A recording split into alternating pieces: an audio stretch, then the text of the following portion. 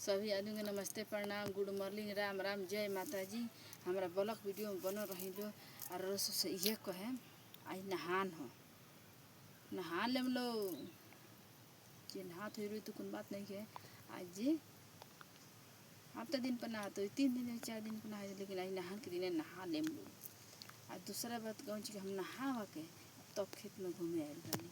आई लो देखा तनी का हम देखे इतना कदम पूरा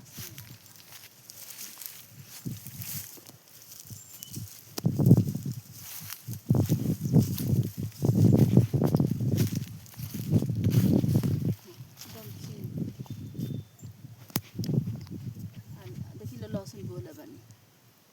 हाँ देखा दो तन कुछ दिन देखा दो देखी लो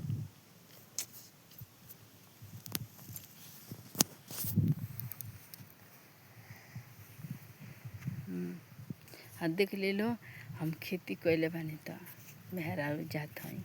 एको कियारी एक कियारी लहसुन एक कियारी गोभी बोदल बानी जनी लो देखी लो ई जन का हम लोग आखी बढ़िया घर के हई बढ़िया घर के ना हई तनी मजबूर घर के हई हम ना खेती करब तो खाएम पियम कहाँ से देखी लो यह लहसुन है देखते हैं लहसुन और लहसुन है मोटर है देख ले लो मोटर बोले बानी तनी लड़का छोट छोट बड़ा सन तो के खेत में के जैसे तो जो लोग झगड़ा करी नू तो मोटर वो दल बानी कि लड़का ये सन न तनी नोची सन खई सन गायरा बोले बानी देखी लो तो गायरा वो दल बानी छोटी कियारी खेतवे कौन हो 1.5 कट्ठा खेत में का कितना खेत होकर कर रहा जमीन तो इतना गायरा बोदल बनी कि लड़का ये सब कोड़ियो सन खइयो सन हाई मरचा बोले बानी देखी ले एक कियारी मरचा बोले बानी 3-4 गो थान बैगन बा देखता है 3-4 गो थान बैगन बा चलिए आगे दिखाओ तनी आइले दिखाओ तनी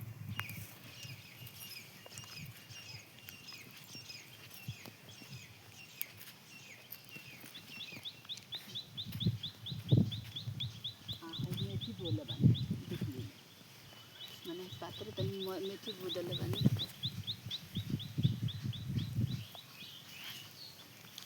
मेथी बुआल बा मेथी बोले बानी भाजी उजी खाए खातिर मेथी की भाजी खैला से बीमारी कम होला ठीक हई झोराइल बा तनी कुछ और कुछ बुआ जाई हई भाजी बुआल बा पालक की माने अभी जामला के बाद मालूम पड़ी जामा तक नहीं है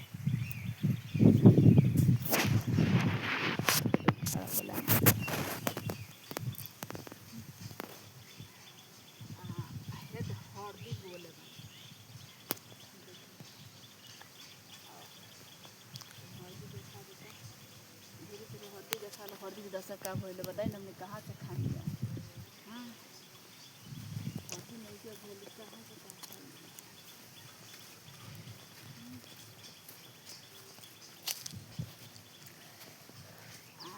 आलू बोनी जे आलू बोनी तो 8 दिन के बुनी आवता हाँ छठिया के दिन छोटकी छठिया के दिन आलू बुनी हाली हाली ये बता होई त लेके खइयो सन खाए हो जाए ये कियारी बोबो कौन 8 दिन बुनी आके खत्म हो आई लो और दिखाओ तनी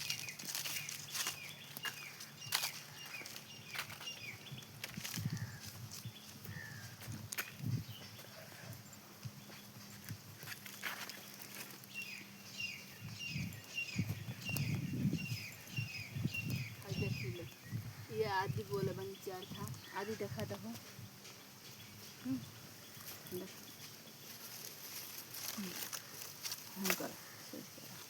हाय आदि हो चिन ले लो ये आदि बोले बन 4 था कि तन मनी चाहो बन तो आदि का चल हाय हल्दी हाय देखी हाय बोले बन करैली देखो तन लो करैली जरा देखा देखी लो करैली बोले बन सब कीड़ा चटतर से कहाँ से खाई जाई। हाँ, गिरहत आदमी खेती से आशा बा। हाँ कि नहीं? तो हल बताएं गिरहती से काम चले ये खत्म हो गए लोगन के बताएं कितना गजन बा। तन तन सपोर्ट करती लो माने हमने के सबे सपोर्ट करती तमी आगे बढ़ती के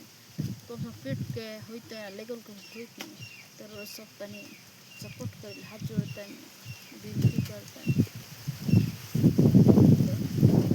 खेती से कोनो बात नहीं है लेकिन बड़ी दिहा खाती संतोष खाती या त बू दिले त लेके फेंक खइए सन पियस